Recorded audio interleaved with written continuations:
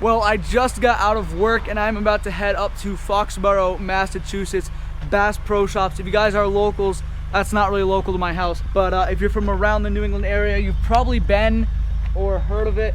It's a pretty big meetup that goes on in Massachusetts. Supposedly, it's gonna be going on until 9. It's 6:16 right now. I got an hour drive to get there. Hoping it's still going on. It's been going on for like an hour now. Really hoping it's still going on by the time I get there. So I just got here. Thankfully, it looks like it's still going on. A couple people were leaving on the way out, but nothing crazy. So I got the Prelude parked up here, and there is a bone stock 240 right here, which is actually probably the most rare vehicle here. To see an unmolested 240 is pretty insane. Audi R8s are cool. All these are cool, you know, the McLaren, the 430. But I want that. Ooh, right-hand drive MR2. Makes you want to finish mine so bad. He's got the 6.6 though. Do have to give the supercar some love, of course. We have a Lotus. I think this is the original Esprit. Not entirely sure. I don't know Lotus too well. Got the V8 R8. That's a rare one. You more often than not see the V10, so it's kind of cool to see this. I wonder if it's a manual. Oh, gated 6-speed manual on the V8 R8. I love it. This thing is nutty? Gnarly? I don't even know what words to begin to describe this thing. What on earth? Got some go-go gas in the back. This thing is absolutely sick.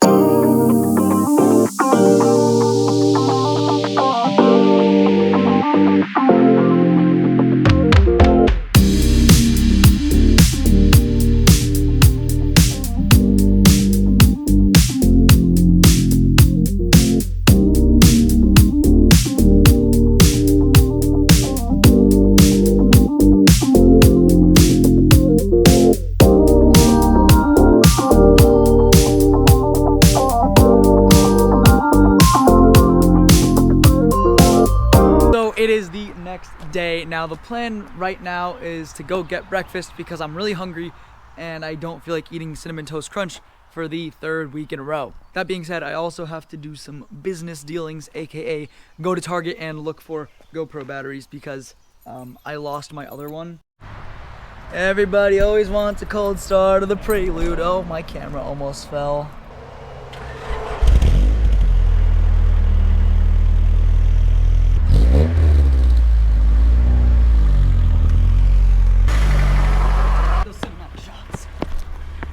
Anything for views, baby. Breakfast consisted of maple donuts and an oddly good peach refresher. Also picked up a new battery from Target. Thing was $22 after tax. So I'm gonna use it as much as I need, probably return it, and then buy the $32 3-pack on Amazon because there's a 3-pack with a 3-way charger for 32 bucks, or I paid 22 for a single battery. That's a scam. So the plan now, I kind of want to work on one of the CBRs. I want to get it ready to sell because the plan is to get it, fix it up a little bit, make it run, sell it for like $1,000 or so. I mean, there's no papers with it, but it's a good stunt bike.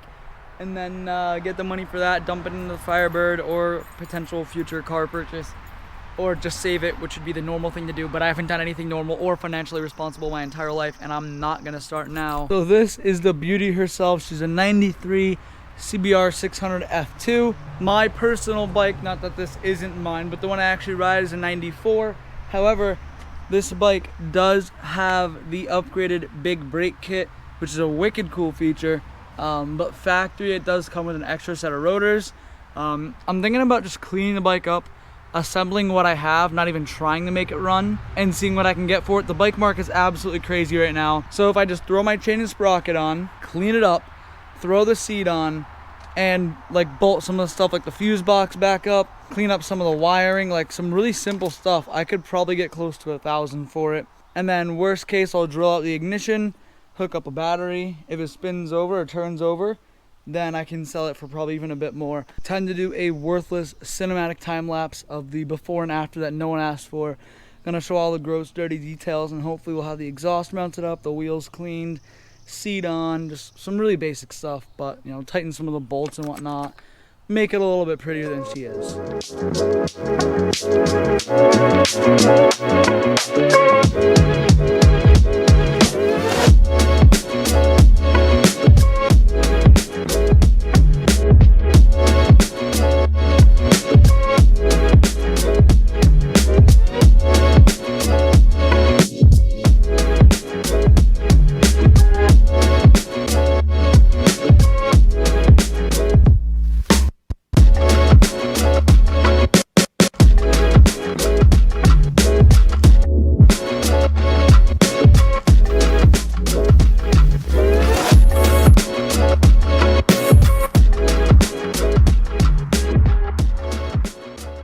the bike is looking a lot better, all shined up, got a lot of the grease off.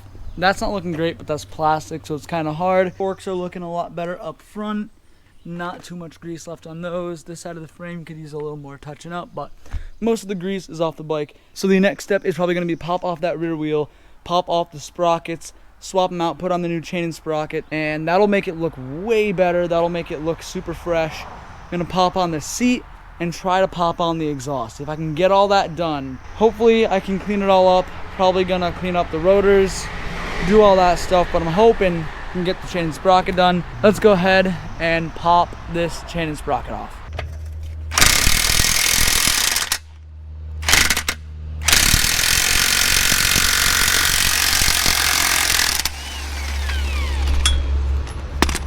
Someone tightened that a lot more than it should have been.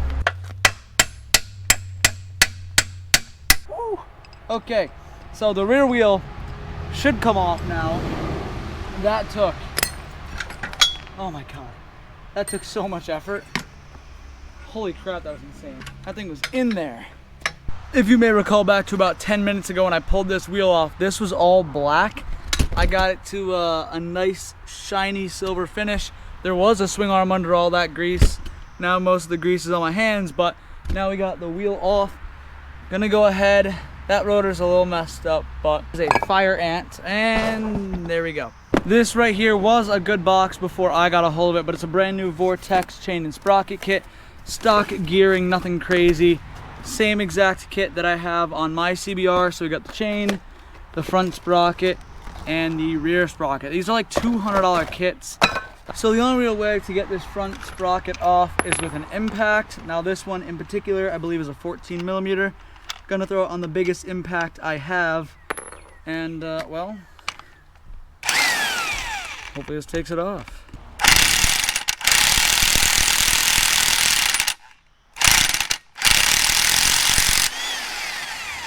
Yeah, they usually aren't that stuck. Obviously this one was. Gonna throw some anti-seize on that when I go to put it back in, but she's out. Front sprocket is on the bike. I just popped the rear sprocket off. I'd never had the stud come out of the hub before, but now we're gonna go ahead, we're gonna pop our nice new V3 Vortex rear sprocket right onto this battle area. Doesn't really matter how it sits. Make sure it's sitting flat. Go ahead, put the nuts back on. I'm gonna throw some Loctite on these just to be safe. I'm not even gonna clean the bolts, but that's basically it. And then of course this one, the whole stud's got to thread back in, but you guys get the idea. So you'll notice the chain and sprockets are on fresh sprockets front and rear. Let me go ahead and get that Vortex logo. I know it's here somewhere, yeah, right there. So that brand new Vortex chain and sprocket are on. Now, this is the Master. I totally lost it. Oh. Well, you'll know when I'm talking about the Master and it's not on the bike. I had a slight issue putting the Master on. Again, this is a rivet style, so you have to use this special tool. I messed up, it happens. But now there's a zip tie as the Master link. But I mean, it works, you know. I think a zip tie will hold up to a 100 horsepower sport bike, right? Right? So I didn't really film any of it. I'll give you guys a quick rundown, but we got the full stainless Delcovic with the carbon fiber slip-on. This is the 12-inch, 14-inch slip-on. I have the 9-inch. This one definitely isn't, it doesn't look as good as mine. I mean, they're technically both mine, but you know what I mean. It doesn't look nearly as good, but I got the whole thing on. It's basically the silencer right here up until that point, and then there's a little mid pipe right here with clamps on either side. There's a section right here where it goes 4 into 1, and then there's the 4 individual headers with the little metal clamps up there that hold it, little copper exhaust gaskets as well. Basically work your way back. I got it on. The only thing I'm missing is that in there, but it's on, it's tight, it's relatively solid. It's enough to get the bike running. I did figure out that the rear brake works. Okay, so the battery's connected and I jumped the starter here, kind of. Oh, I guess I just knocked it out. But that was on. So we have lights on with my old gauge cluster. So what I'm gonna do, since right now I can connect these right here and I can get power up there, I'm gonna bypass everything and go straight to the relay, connect those 2 screws, and that should theoretically turn the bike over. Hoping I don't electrocute myself here. So I have no idea how, but I started jiggling things around, and now this button works, the actual starter. So I filled this funnel here with some gas, and it should be in the carbs. Worst case, I'll add more gas.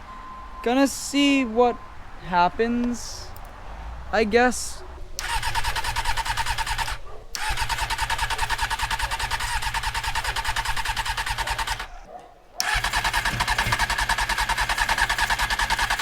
It's sparking. What are you doing? I put it on choke right now. Is that off the throttle?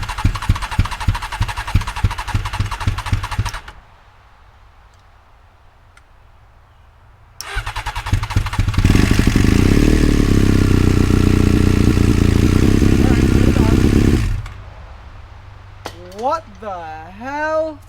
No way, that should not have worked. My gas tank was a funnel. My ignition is just all 3 wires alligator clipped together. And it ran.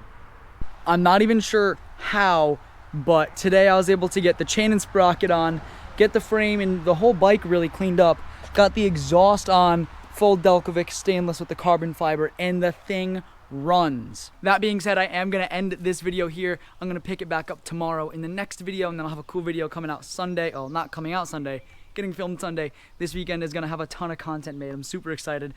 I gotta go to Target and return that battery because it doesn't work, which is really annoying, but it happens. The fact that this bike runs, and I also, I got this on. I took the seat out because I got a brand new seat for it. I got the F3 gas tank on that I just gotta hook up. But the fact that I was able to even hear it run, I paid $300 for this bike and have literally not put a single dime into it since I bought it. I just bolted the parts on that it came with and then plugged in some wires and the thing ran. That's what I'm gonna do. I'm gonna do an oil change, dump 50 bucks at it. I will still be selling the bike at some point. If you're interested in buying it and you're local, let me know. We can work out a deal.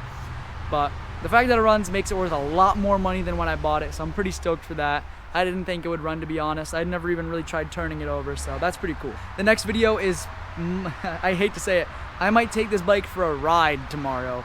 I'm gonna try to rig up the clutch because right now there's just no perch, so I'm gonna take that off the F3. I'm gonna fix the master link because I was able to kind of rectify it. I'm gonna finish that up tomorrow. Make sure I have brakes to an extent. I have a rear. I gotta bolt some things down. I gotta get a throttle tube, and I gotta get a fuel, but other than that, I can bolt the seat down, bolt the tank down, hook up a fuel line to the tank, brakes, clutch, and then take it for a ride. I'm gonna do an oil change tomorrow.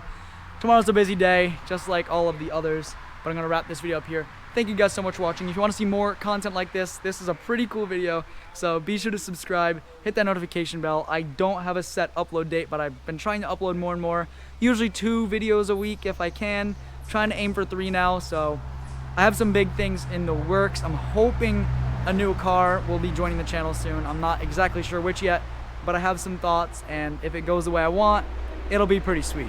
But thank you guys so much for watching this video, and I'll see you in the next one. Told my brothers one day we gon' make it. We just gotta grind for that paycheck. Mama told me one day I'll be famous. Remember when she used to say she hate this?